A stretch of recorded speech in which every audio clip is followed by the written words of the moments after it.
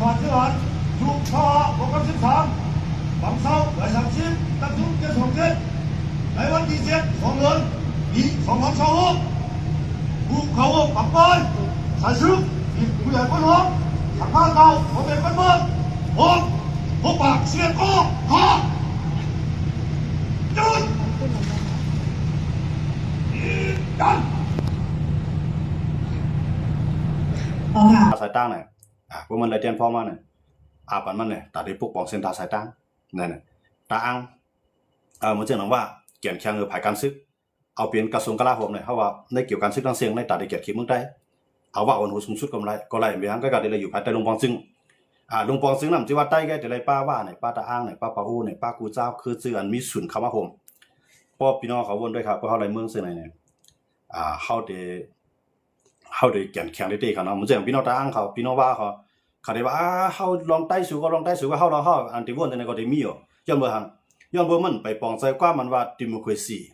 มันไปปองใจห้องว่าเฟดเดอร์ดิโมคราซีพวกมันปองใจเส้นนั้น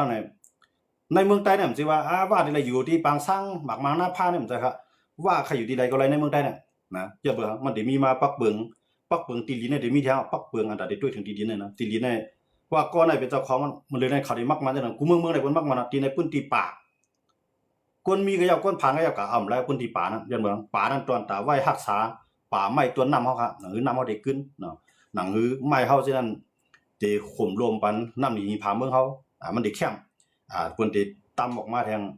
เบื้องไทยของว่าป่าสงวนในเขาเนาะพวกป่าสงวนในเมืองไทยในเข้ากับเก็บเฮียได้กับเก็บเอาเฮียไว้ก่อนได้เพราะตำเจ้าหน้าที่กับหันกับพันไม้ตัวก่อนได้นะเพราะเจ้าหน้าที่กับหันยกตัวคอคำเดียวเมืองไทยเนี่ยอย่างเมื่อเช้าในเมืองไทยในป่าไม้เขาได้ขึ้นนำหนักก็ในว่ามีเจ้าหน้าที่ป่าไม้เนี่ยอันไรที่มันเปลี่ยนตีก้นเฮ็ดกินอันเป็นลินห้วยลินลอยลินป่าที่ก้นอยู่ที่ก้นเฮ็ดกินนั่นเนี่ยมักมันเป็นของแผ่นดินเป็นของป่าสงวนเป็นป่าคงห้ามเนาะป่าเฮห้ามเนาะก็ในเผาเตรียมเลยกว่าหายิงหมูยิงไก่ยิงผ้าเนาะในป่านั้นพวกมันจะในพื้นที่ในไฮในสวนเอากันเนาะพวกในไฮในสวนเอาได้พวกเขายำอยู่ไว้เขียนมาปียาวข้าวหึงเอามันจะมีป่าไม่ใหญ่ไม่หลวงมันเป็นที่เฮ็ดกินอะไรอันนั้นจะเป็นของกวนหวานก็ในตีเลยมักมันเปลี่ยนใบของมันนะครับนะตีลีนั่นแต่มีใบของมันตอกจุ่มมันแทงจื้อมันตอกใส่ในนั้นก็เดียวเนาะวานมันหมายเคลื่อนมันตอกใส่ในนั้นก็เดียวนะตอกใส่ในสื่อตีลีมันนั่นก็เดียวครับนะเมืองไทยในสนุนตีลีในว่ามันก็อยู่อเมริกันแกปางก็อยากว่ามันตึกยิบใบตัวในเพิ่มก็เอาแล้วจังมาหูหางมันฉีเจียงนะฉีเจียงเนี่ยมันก็ตั้งค้างมันแทงตั้งค้างถึงดีไรหูหางมันถึงดีไรเนี่ยเพิ่นที่เอาเสามาคินเนี่ยเนาะห้องเสาปูนนะครับเนาะเขามาหลักหมุดในคณะเขาได้ตั้งไว้นะตั้งไว้ในตีหลักหมุดมันตีเสาหินนั้นมันเตรียมไว้ไม้กำเดียวเนาะตั้งอันตีในใบตีลิ้นให้ตั้งไม้อันเท่ากับตอกไว้นั่นมันจะออกมาเป็นอันเดียวกันก็ในเพราะว่าตีลิ้นก็นั้นมันเอาอันนี้มันหายกว่าให้ลักหายกว่าในเพื่อนได้ใจลาวเทียมในถ่องโอเคนะบนเมืองไทยในเขาจะเขาถึงหันขึ้นกำเดียวอย่างบนจังหวัดในเมืองเขาครับเพื่อจะนั่นน่ะตีลิ้นเขาในเข้าอยู่เมืองไทย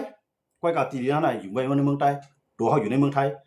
ไผ่หม่อมไผ่มาเอาอะไรยังมาเขามีไหวมันครับมือเลี้ยงในตีลิ้นเมืองเขาเนี่ยมีไหวไผ่เขาเอาก็เอากันได้ไผ่เขายึดก็ได้ยังมือมีไหวครับนะพวกมีไหวมันเนี่ยเขามีลุงตะลาเมืองไทยเขาลุงตะลาเมืองไทยเกี่ยวกับกลุ่มตีลิ้นเนี่ยมันมีเทียมอะไรกันเนี่ยเขาได้แล้วกับต่อสู้กันเพราะต่อสู้กันเอา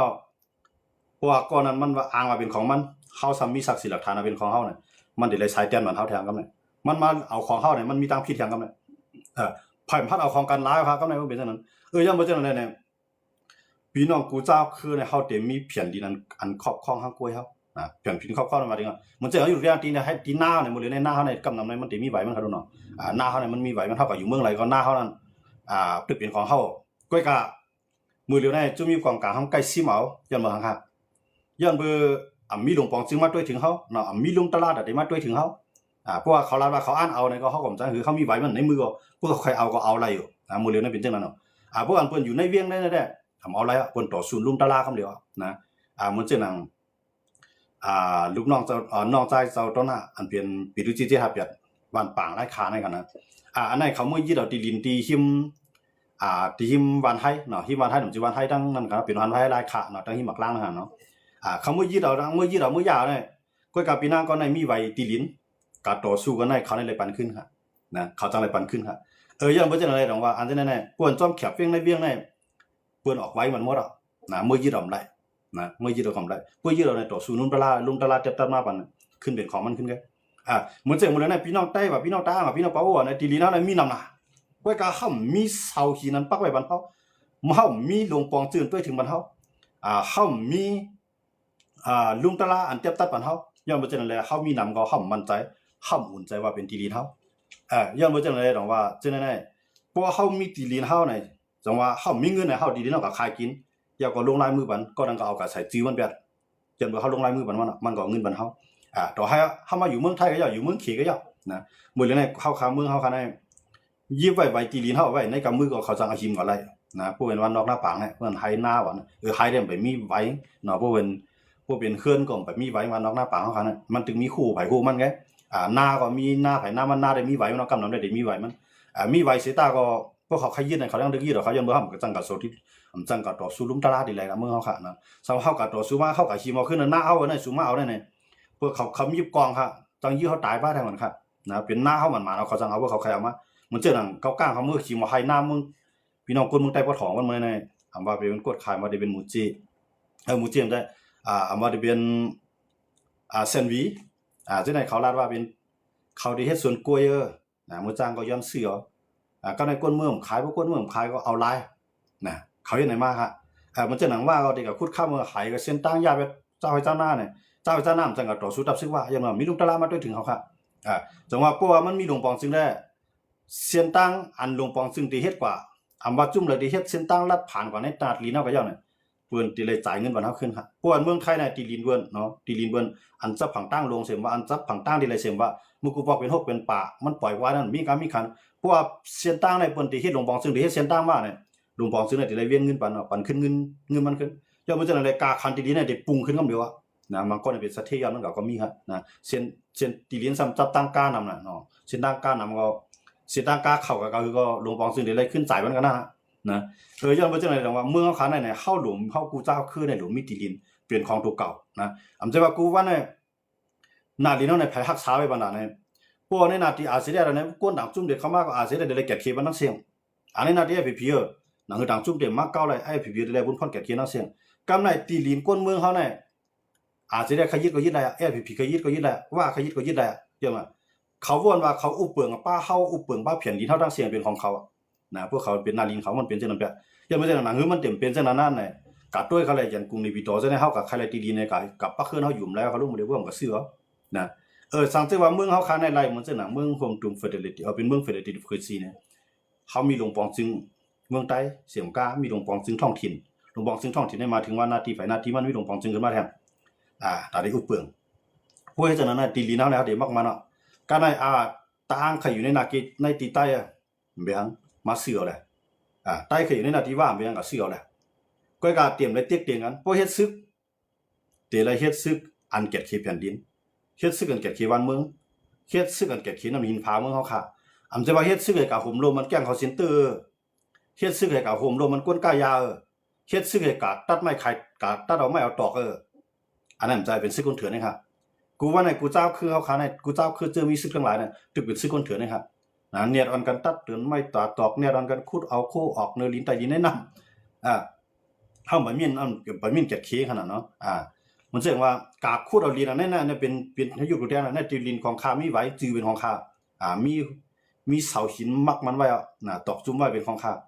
มีก้นสิก็กับคูดเอาลีนข้ามาเนี่ยมันดึงในสายเตียนขึ้นข้าย้อนกับเดี๋ยวปันขนาดให้ข้าได้ยุ่งในเตียนครับพอเรื่องข้ามีตีลีนที่ชลบุรีน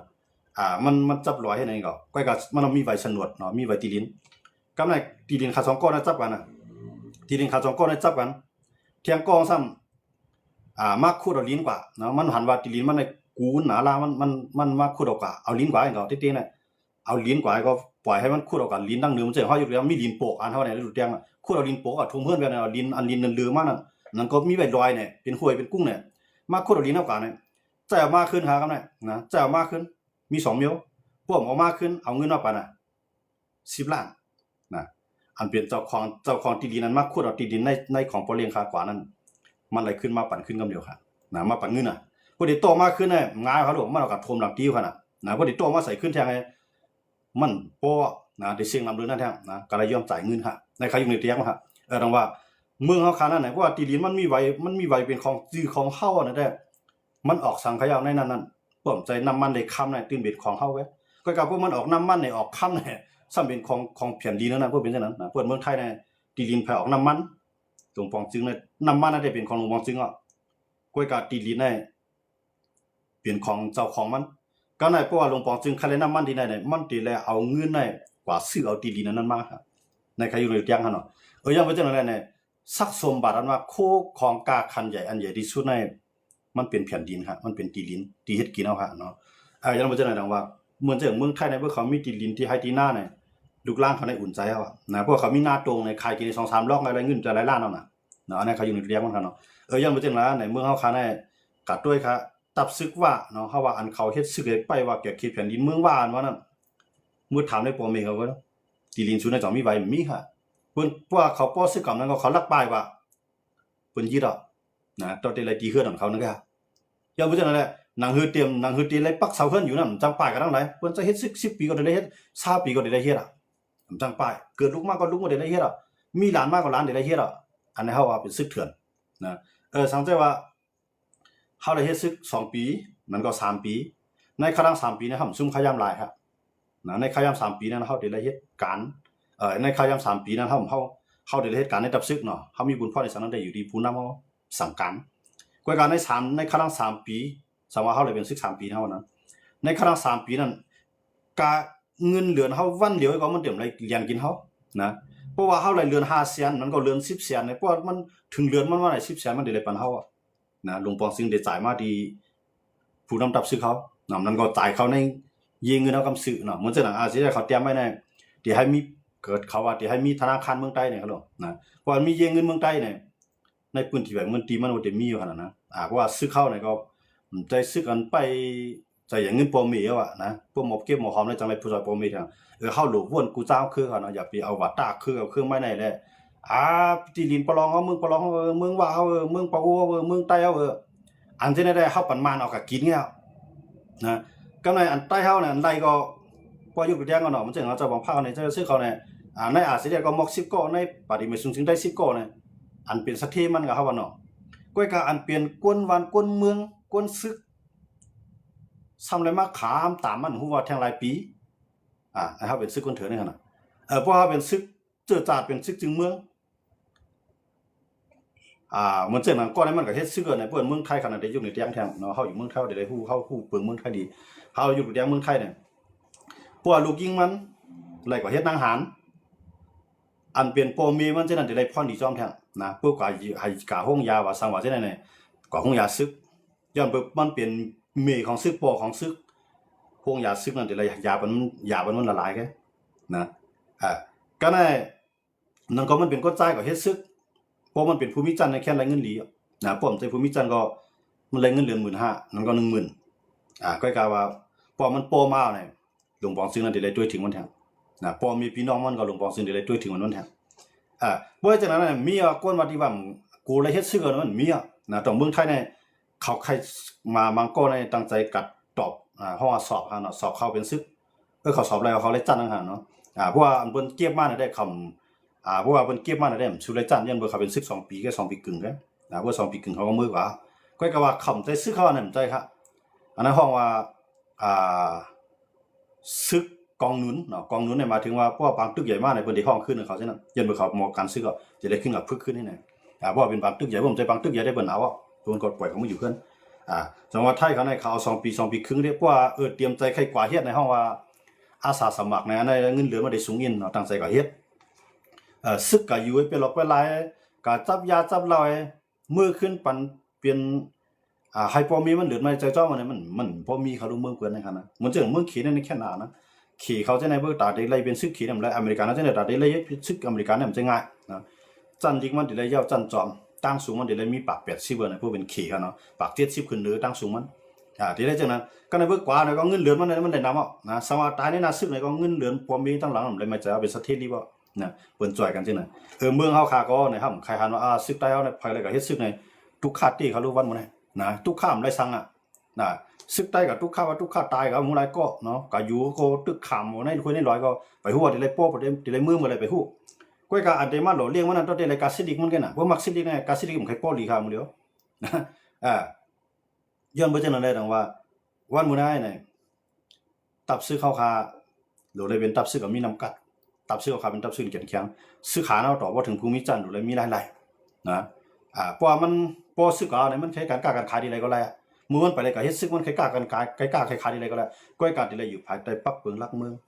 งพอมีปักเปิงรักเมืองตรงนั้นเนี่ยกูเจ้าคือดีอะไรกันยังครับชื่อเจ้าค่ะกับด้วยครับเพราะเขากับหันซึกหาเอาเนี่ยเขาอีรูนำด้วยกันเนี่ยเขาเป็นพี่น้องตาอ้างกองเขากับหันซึกหันตาอ้างเขาเนี่ยเทียนอะไรเขาเนี่ยเขาอีรูเขาค่ะนะพอมีเขาเนี่ยหาบขี้หาบขึ้นไงมังก็เนี่ยก้อยการลุกใต้เขาเลยเฮ็ดซึกเป็น2ก้อ3ก้อก็มีค่ะซึกตาอ้างพี่น้องตาอ้างเนี่ยมาเฮ็ดซึกอ้างก็ซึกเตียนอย่างนี้ผมใจเขาดูเฮ็ดซึกใต้ก็มีค่ะน่ะอันก็เฮ็ดซึกใต้ก็มีเฮ็ดซึกว่าก็มีก็เฮ็ดซึกขางก็มีเดียวมันพวกเขาว่าซึกเมืองใต้ได้ก็เฮ็ดซึกในเจ้าคืออะไรก็ย่อเฮ็ดซึกที่อะไรก็ย่อที่ไรเพียงเปี้ยงกันนะมาอยู่ในซึกใต้ปีกินกับไรฮะที่ไรอยู่ใต้ภายใต้พรรคเพิงซึกอันเดียวกันนะว่าซึกนั้นมันมีพรรคเพิงซึกของมันเอาคันเนาะกันได้พวกซึกก็ไรปีกินผู้นำก็ไรปีกินหลวงปองซื้อนั่นหรือไรด้วยเถียงหรือไรปุ่นพ่อเนาะหรือไรปวดไปรับผู้นำที่มีจันของนั้นย้อนบ่จังได๋เลยดอกว่าวันมื้อนั้นเฮากูเจ้าคือที่ไรปองใส่ตัวไหนเนาะสุดเลยสุนเปลี่ยนเฮาเนี่ยอำใจว่าเขาเฮ็ดซึกฮู้วันที่ปอกมาขึ้นก็ตายดีเลยก็วังก็ไปฮู้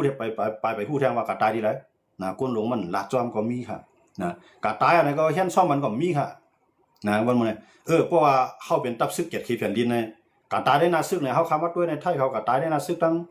กัมพูชาในไทยเขามังกันเนี่ยสุเจ้ากันด้วยเขาดูไล่มาขางปอดเอาเพิ่นตึ้นเอามานะไล่มาแขนผายเอาเพิ่นตึ้นเอามานะพวกมันตายนะอยู่ดีเลยก็อย่าเพิ่นตึ้นเอาตัวตายมาได้เดียวเสื่องย้อนเมืองค่ะย้อนเพิ่นไปกาขันซึกของเพิ่นหนังหือก้นตั้งหลังเต็มใจเล็กใจน้อยหนังหือก้นตั้งหลังในเต็มเลยกูเฮ็ดซึกก้นอ่อนหัวมันด้วยถึงเลียหลวงปองซึ่งมันด้วยถึงเลียก้นเมืองมันด้วยถึงเลียเนี่ยเพราะเอามาใส่กล่อมมาเนี่ยหัวในกล่อมนั้นยกย่อยมั่วฮะเพิ่นตึกมันมาในยืนมันในยกย่อยมั่วในผมสนใจก้อยกันหรือไรขับตัวมันมาพวกมาในก็ใส่กล่อมมาอย่างดีซึกในก็ภายเปียดก้อเนี่ยนั่นก็ภายสีก้อเนี่ยจะได้หามกล่อมมันมาไปเป็นแถวที่เลยมีซึกของในนับยามมันเต็มตีที่เลยมีก้นเมืองในไปหับตอนเต็มตีค่ะนะเพราะมันถูกเดียวเครื่องบินกับหับก็เครื่องบินกับหับค่ะก้นตายเขาน่ะเปิ้นในเปิ้นไว้กะขันก้นหมดกันนั่นฮะเมืองเฮานำใจขนาดว่าอะไรใต้ตึกกันว่าเนี่ยว่ากับพังให้จริงเฮาฮู้ใต้กับพังใต้กับมันก็อีตุกหอยตุกลอยมันตั้นพังกันก็มีเขาเนาะตายว่าเนี่ยก็เอาปล่อยลูกคูดเราก็นำหนาเขาเนาะนะนั่นก็เอารถเบียโค้งเอาคูดไว้ลูกใหญ่ๆให้จึงลูกของคือตันอันคือควายเอาลูกที่พังก้นเนาะเอากับกองไปนั่นก็โทรไปนั่นก็มีเขาดูเปิ้นเมืองเปิ้นมีนะอันตึกเช็ดจังนั้นน่ะมันมีซึกมาในซึกเจ้าคือในที่เกิดมันก็เบิ่นตายผมเก็บขึ้นตัวตายเนาะซึกเจ้าคือเขาก็เบิ่นตายนำหนามันตั้งนึงเก็บอ่ะมันจังทีไหนเขามังกันตั้งมาน่ะเอากับลองน้ำเมาคั่นน่ะนะซึกในตัวซึกตายเนี่ยตัวตายซึกเนี่ยเอากับลองน้ำเมาค่ะจังนั้นถูกเลยมีถูกเลยเปลี่ยนครับย่อว่าซึกว่าเนี่ยมันมีปอมันมีเมมันมีปีมีน้องเขาดูนะพอตัวตายมาถึงที่เกิดเนี่ยเป็นกล่อมใส่บันดีๆเฮ็ดมันเข้มๆว่าโลพิงทุ่งหมายพิงทุ่งมันค่ะเนาะว่าเจ้าพุทธะก็ดีเฮ็ดเจ้าหนังพุทธะเจ้าคริยันก็เฮ็ดเจ้าหนังคริยันเฮ็ดเจ้าหนังพิงทุ่งหมายพิงทุ่งมันเนี่ยก็ไว้กาไว้คันกันให้แน่มันจะว่าซึกตายมันก็เดี๋ยวมาพี่น้องคนในวันในสวนก็ได้เลยมาจอยกินจอยหลูนั่นค่ะเนาะมันเดี๋ยวจะนำมันได้เลยไว้กาคันจังนั้นได้ซึกเขาก็ตายเอาเนี่ยอีลงเหมือนจังบ่ตู่ก้อยตายงั้นน่ะนะบ่ตายเนี่ยเพราะเขาต้องกับพังเอานะในก้นตายมันต้องมีค่ายามพังหลงมังกันได้ค่ะนะย่อมบ่จังนั้นเนี่ยจังว่ากาคันซึกเขาขามีนะอันนี้เฮาคาดให้ซึกเขาคากูเจ้าคือเนาะให้ปองใจว่าเป็นว่าก็อย่าจังใต้ก็อย่าจังว่ากูเจ้าคือเฮารู้จังกันอันเฮาจังกันนะยันบ่เป็นเครื่องมือมันเป็นเครื่องมือเขเป็นเครื่องมือเจ้าป้ายบางมีเขาเป็นเครื่องมือเจ้าอาณาเขาเนาะเจ้าอาณาว่าเนี่ยมันจะว่ามีอาณาซึกมันก็อันเป็นผู้นำใต้ก็ดีผู้นำว่าก็ดีเขายิบอาณาไว้ในมือเขาครับย่อมบ่จังนั้นเลยเขาได้ต้วยถึงเฮาก็อยู่ที่เขาต้วยถึงเฮาก็อยู่ที่เขาแบบอย่าไปให้มันเป็นจังนั้นให้ปักเปลือกมันบ้างครับติ๊กๆกันไฮไลท์ต้วยถึงมันเนาะซึกเขาครับมันเจอหนังซึกใต้ตั้งซึกว่าตึกกันน่ะมาตายในตั้ง100ล้างตายก็คือนะมาตื่นตั้ง100ตัวเรื่องตายแล้วทั้ง2ภายเราตั้งใต้ตั้งว่ากำลังสุดมาภายไล่สังหารนะอันเป็นก้นหลวงมันได้ไล่ค่ะเขาได้เป็นสัตว์เทรีบ่ว่านะก็กับก้นอ่อนมันได้ไล่ซาเนาะปอมีมันได้เฮามาด้วยพี่น้องว่ากันก็บ่เฮามาด้วยปอมีพี่น้องอันเป็นปอมีซึกในขณะตึกอยู่เคลื่อนมุ่งค่าในก็ตึกคือตั้งนำเขานะเคลื่อนเขาตั้งผาเคลื่อนในตั้งหลังค่าเคลื่อนเป็นอันเดียวนั่นน่ะยันว่ามันมีเงินเฮ็ดสร้างมันครับลูกนะให้ปอมีเจ้าเก่าเลยอยู่เฮือนแคบๆให้เจ้าปอมีเจ้าเก่าเลยอยู่ดีกินดีเนี่ยบ่จังเฮ็ดปานคั่นน่ะของปอมีก็เฮ็ดการหน้าขึ้นก็ปอกจำปลายแล้วก็ช่วยเอาเงินส่งบรรลุจ่ายแท้งนะส่งบรรลุยิ่งส่งลูกจ่ายเจอเฮ็ดซึกแท้ง กำไรซึกก็มีการมีงานมีเงินก็กำอะไรกับเทียบอ้อยว่าก็มาเฮ็ดอันนั้นอันนั้นว่าเนี่ย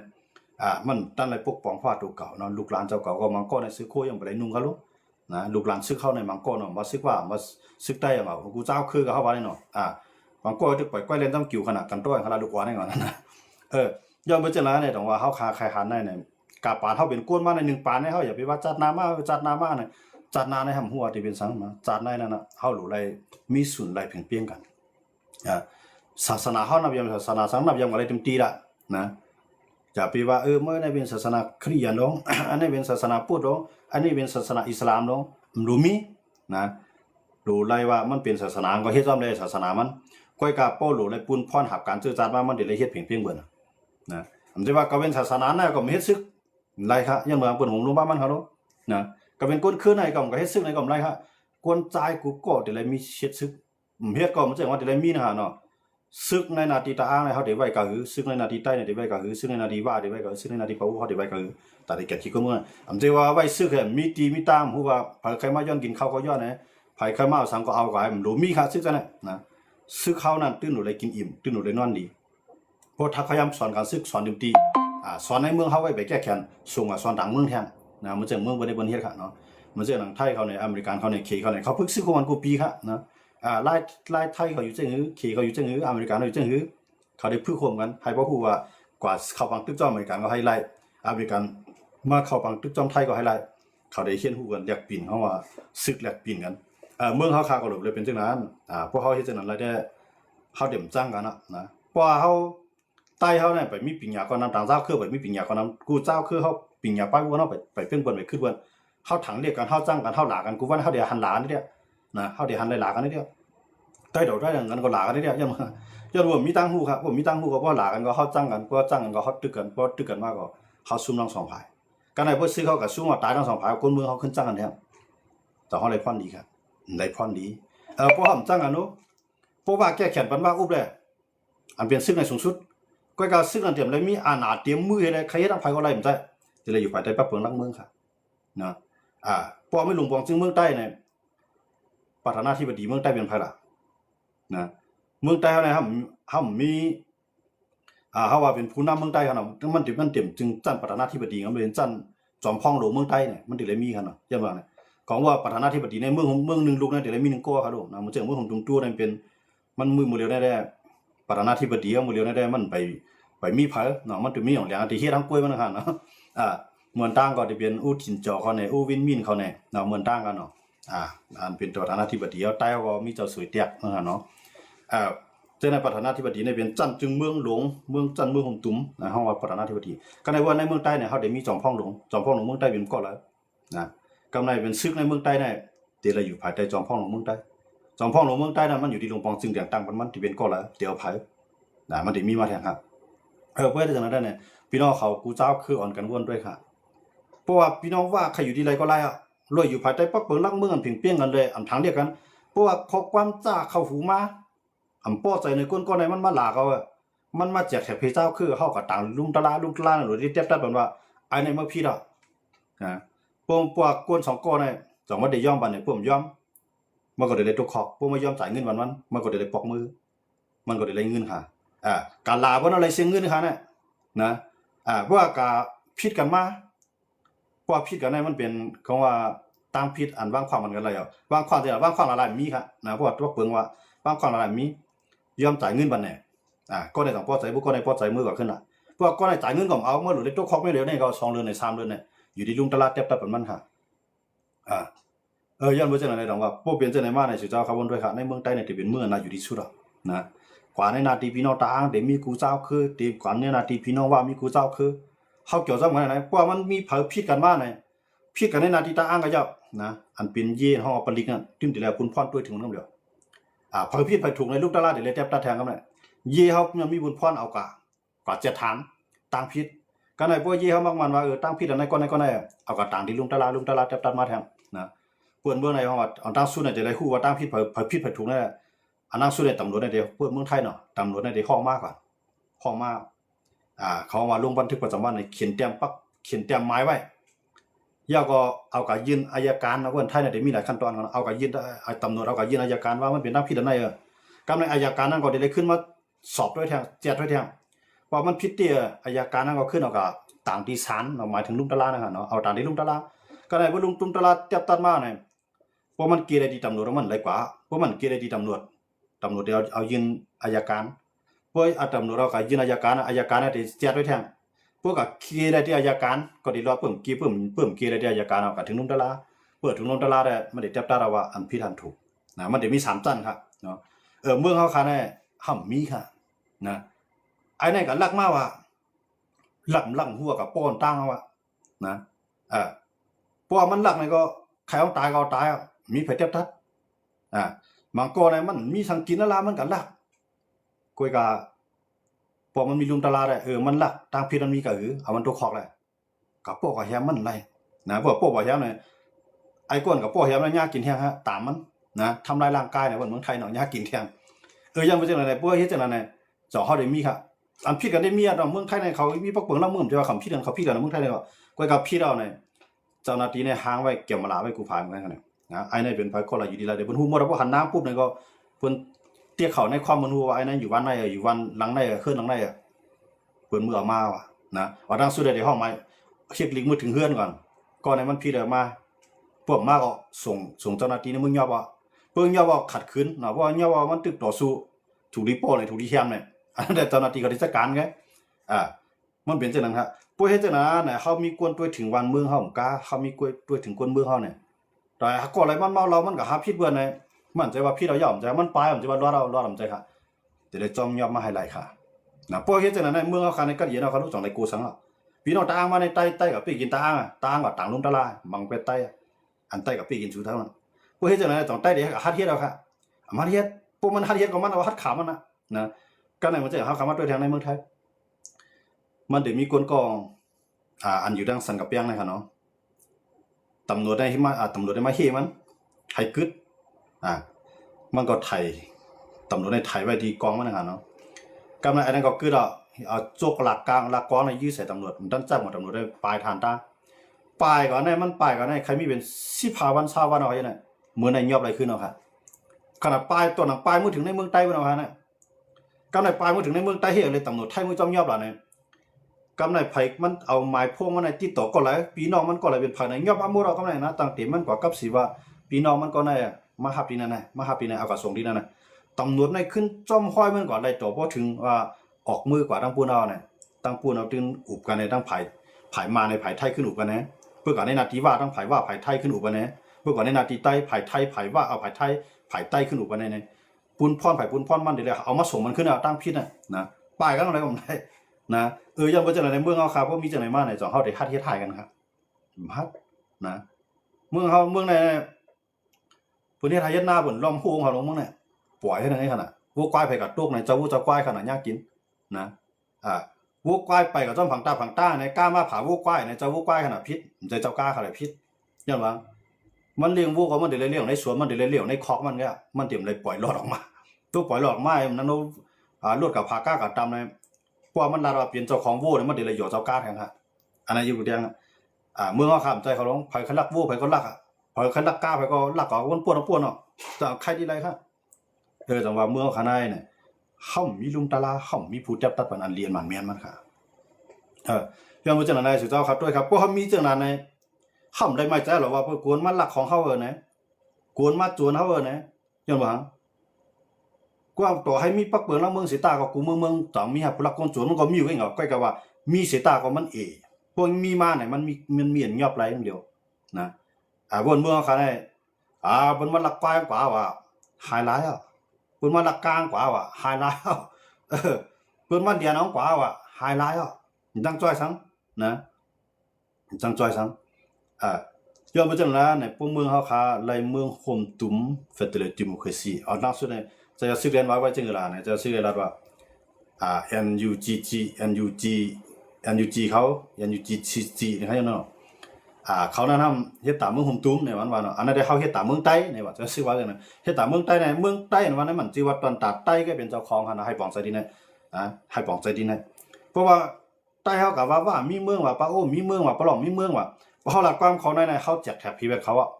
เขาเอาใครตั้งเมืองกล้วยเขาเมื่อเขาตั้งเมืองกล้วยเขาเนี่ย เขาได้กับปืนไผจำเขตปืนเขตจำม่านปืนม่านเขาได้กับมังไผก็ไม่มังเข้าอ่ะเรียกว่าเขาก็ว่าเป็นเมืองเขาก็เป็นเมืองเฮาขิงมันน่ะเตี้ยๆเป็นเมืองลูกเรือน่ะก็ในพวกเขาเมียงอานากันแจกพีอานากันอำใจว่าตีไหนๆใต้แก่ได้อุปเปิงใต้แก่ได้อยู่เนี่ยอำเตรียมได้เฮ็ดจังนั้นพวกเฮ็ดจังนั้นมันบนห้องว่าเป็นกวนอันเฮ็ดให้ลองสุกยุงเกิดขึ้นญาตามนะกวนเมืองไทยในคำรัดไรเนาะว่ากวนกรุงเทพกว่าทางเรียกกวนอีสาน